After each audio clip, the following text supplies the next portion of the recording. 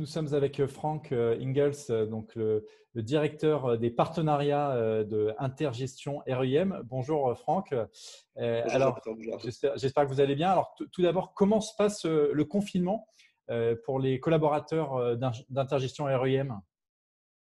Alors, bien, hein, on a l'habitude de le dire. Globalement, Intergestion REM, c'est une société indépendante. On est 33 personnes et c'est vrai qu'on était habitués avant ce confinement à travailler ensemble, de manière collaborative, beaucoup de réunions, tout ça aux 2 rues de la Paix, place Vendôme.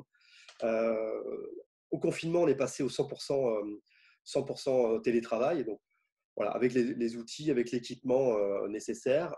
Et je dirais qu'il n'y a pas eu de rupture de business, d'activité, ni en gestion, ni dans nos missions, ni en phase d'investissement, ni en phase de distribution. Donc ça, c'est un vrai plus. On a aussi appris, hein, et c'est ce qu'on est en train de faire ensemble, à mieux utiliser, à optimiser la gestion des logiciels vidéo. Je dis ça parce que ça nous a permis d'avoir des réunions aussi plus efficaces, hein. En visio, il faut s'écouter, il faut ne pas s'interrompre. Donc, ça nous a appris à travailler différemment. Et je crois qu'on y gagne. On a aussi des réunions qui sont avec toute l'entreprise.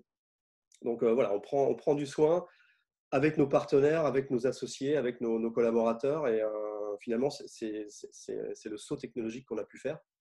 Dernier point qui est important, on avait fait des gros efforts chez Intergestion REM de digitalisation en 2019, notamment pour la souscription en ligne. Du coup, ça nous a encore plus servi. On était à 10% des souscriptions en ligne. Antérieurement, on est passé, j'ai envie de dire, en l'espace de quelques jours à plus du tiers, 35% de souscriptions en ligne. On a continué de développer ça dans ce confinement avec des espaces associés et demain partenaires, hein, où on favorise l'interaction des outils full digitaux, on va dire, qui nous permettent d'être réactifs. Et c'est un vrai plus aujourd'hui et demain, parce que ça va perdurer. Très bien. Et donc, on voit qu'en tout cas, vous êtes arrivé à passer cette petite haie, ce petit cap du digital. C'est une bonne chose. Quel va être l'impact de cette épidémie sur l'immobilier, en particulier sur votre fonds SCPI Rendement, ce fonds Crystal Rente? Qu'est-ce que vous pouvez nous en dire? Alors, c'est vrai que c'est important de faire ce point. Crystal Rente, c'est un pure player commerce, hein, primé de nombreuses fois comme meilleur SCPI commerce. On est dans un contexte inédit, je pense que c'est bien de le rappeler, de se poser pour le dire. Ça active aussi pas mal de peurs qui sont fondées ou pas, hein.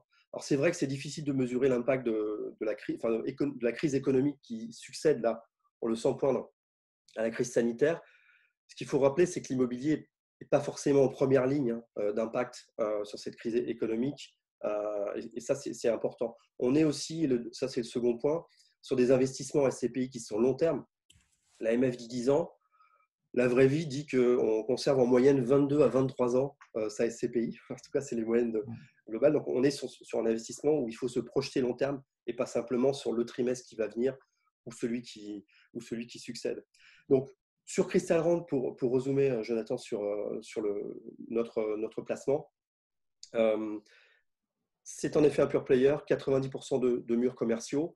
Là aussi, et moi, j'incline à la sagesse ou en tout cas à la sérénité là-dessus. Dans l'immobilier, il n'y a jamais un seul marché immobilier, il y a plein de marchés et de sous-marchés. Donc, je dirais il y a 4 questions globalement qu'il faut se poser sur Crystal. La première, c'est la part des grandes enseignes versus les TPE. Est-ce qu'on a des coiffeurs ou boulangers? Est-ce qu'on a plutôt des grandes enseignes?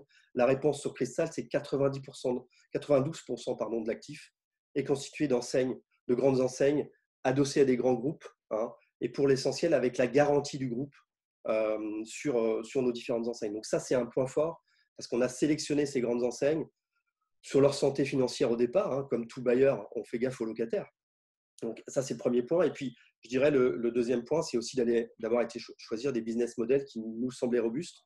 Et ça n'a pas changé, hein, même si dans ce creux de crise, il y a forcément d'autres questions. Donc la première question, grandes enseignes TPE, on est solide sur ce qu'on a construit en termes de marques et de grandes enseignes. Après, dans le commerce, il faut se poser la question des secteurs. Globalement et rapidement, 3 grands piliers dans Crystal Rente. La distribution alimentaire, hein, pour un gros tiers. Du jardinage, bricolage pour un peu plus, près de 40%. Et puis, une nouvelle poche qu'on a développée depuis 3 ans, qui est la restauration, hein. Donc, 3 situations qui sont différentes. Et ça permet de graduer un peu ce qui existe dans le commerce. Une forme de suractivité dans le commerce alimentaire. ça vaut la peine que je m'épanche, mais les Aldi, les Leader Price, les grands frais qu'on peut avoir dans notre portefeuille, les Intermarchés aussi, plus 38% de hausse de chiffre d'affaires depuis le début du confinement, et des business models qui fonctionnent bien, qui restent adaptés. Les courses en magasin, ça va rester un peu compliqué en post-confinement, mais le click and collect, les livraisons à domicile, tout ça, un modèle qui fonctionne et qui reste un modèle qui marche sur toutes les enseignes, parce que là aussi, en grande distribution, on a fait très attention à ça chez Cristal Rent. Ce n'est pas un seul site qui va livrer toute la France, mais chaque magasin local qui va servir à faire nos courses. Donc, on fonctionne bien là-dessus. On n'a pas de rupture ni de loyer, ni de questionnement pour l'avenir. Deuxième pilier très important, la jardinerie, le bricolage, au travers d'un groupe qui est peu connu du grand public, qui s'appelle InVivo, qui est le numéro 2 en Europe, qui a une vraie stratégie très importante, gamme vert, Jardiland, ça nous parle. Hein. Ça compose principalement ce pilier de notre portefeuille. Là aussi, il y a eu des fermetures, il y a eu réouverture depuis dans ces dernières semaines. Il n'y a pas eu de rupture complète d'activité sur ce secteur, puisqu'il y a eu livraison et click and collect. Hein. Et puis, les parts alimentaires, jusque 30% des surfaces, en alimentation locale ou animale. Donc, globalement, on a aujourd'hui un fonctionnement avec ces enseignes qui reste bon.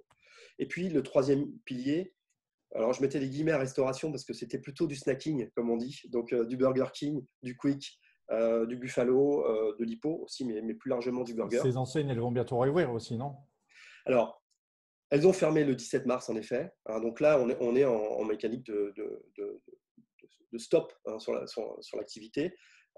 Après, je le dirais, dans nos hypothèses, nous, sur ces thématiques-là, on croit à une reprise en V, hein, parce que c'est tout le débat d'aujourd'hui, hein, avec ce charabia de lettres reprise en L, en V, en W. On croit à un rebond. J'y reviendrai plus tard. Ce qui a défrayé les réseaux fin de semaine dernière, c'était les queues devant les drives qui rouvraient de McDo. Alors, on n'a pas de McDo, nous, mais voilà, il y a cet appétit, entre guillemets, de retour sur le burger. En tout cas, on a cette conviction. On est face aussi à un groupe qui est le groupe Bertrand en France, qui est le masseur franchisé de Quick et des Burger King, qui est puissant. Donc, sur ce pilier-là, on a des suspensions de loyer. Hein, j'y reviendrai sur ces thématiques. On a une bienveillance éclairée hein, sur les locataires. On ne va pas refuser des suspensions de loyer. Je vous redirai aussi la différence entre suspension et annulation, mais on a cette bienveillance éclairée parce qu'on va faire attention aussi. L'idée d'une suspension, c'est qu'il y ait quand même un paiement plus tard, des aménagements, et j'y reviendrai un petit peu plus tard. Troisième question, c'est quel scénario de reprise on a hein, j'en parlais juste avant. Quelle sera la vitesse de redémarrage? C'est la grande question d'aujourd'hui, celle sur laquelle on est le plus attentif. Alors, on reste prudent. C'est compliqué hein, de savoir parce qu'il y a aussi une partie psychologique dans l'aspect des achats, mais concernant les trois secteurs que je viens de citer, nous, on croit encore fermement à un scénario de reprise en V, c'est-à-dire un retour à consommation. J'ai cité les queues devant les drives demain, mais il y a un peu un focus sur le chez-soi, hein, la maison, donc manger, valoriser son intérieur, replanter son jardin. En tout cas, on pense avec nos locataires qu'il y aura cette mécanique de reprise en post-confinement, on va dire à l'horizon de juin ou de cette dernière partie de mai. Donc, on n'a pas d'inquiétude de fond sur une rupture économique ou macroéconomique sur ces secteurs-là. Et puis, juste pour partager un point qui me semble important, depuis le discours du président Macron au départ du confinement sur le fait de suspendre les loyers, il y a eu énormément d'articles d'encre de salive consommée là-dessus. Une suspension n'est pas une annulation. Il ne s'agit pas de transposer une problématique d'un secteur vers les bailleurs.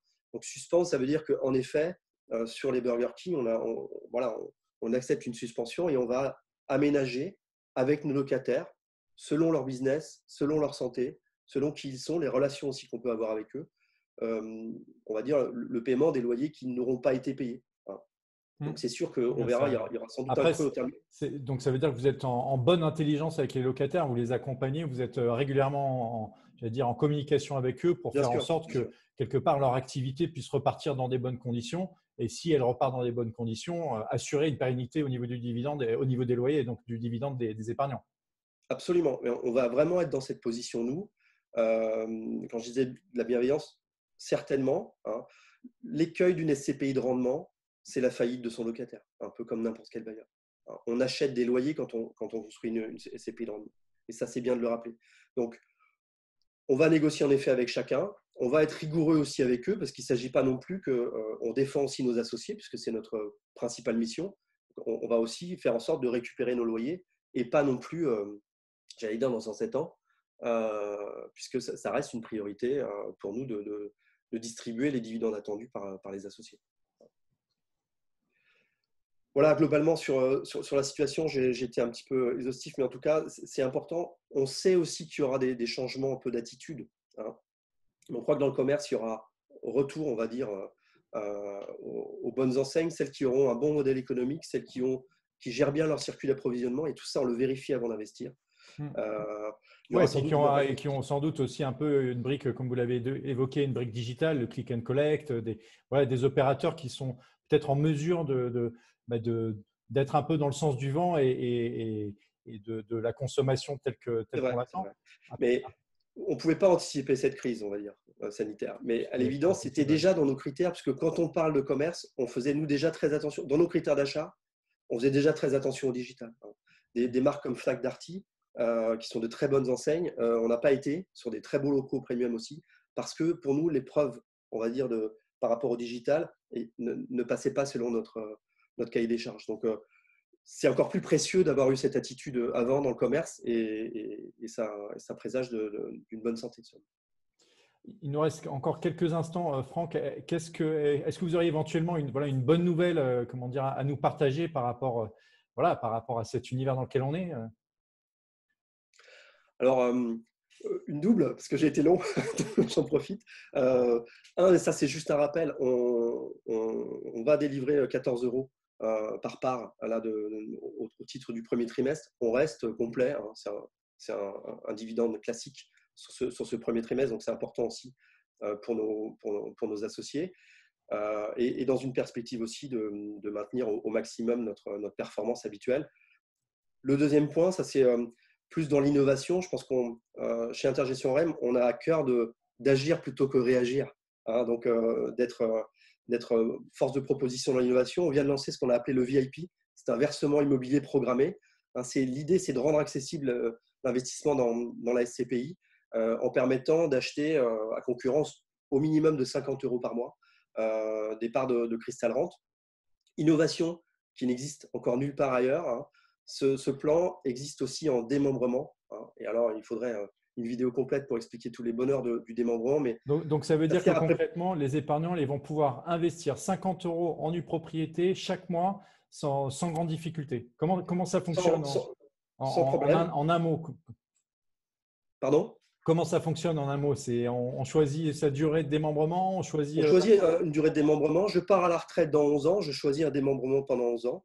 Pendant 11 ans, je vais verser chaque mois, chaque trimestre, chaque semestre à sa volonté, à sa guise, la somme prévue et je retrouverai ma pleine propriété au terme prévu. Et nous, on va gérer année par année le démembrement en automatique. Très libre, très simple à mettre en œuvre. Hein. Un simple document de bulletin de souscription et un effet Netflix. Hein, je suspends, j'arrête l'abonnement, je reprends l'abonnement quand je veux.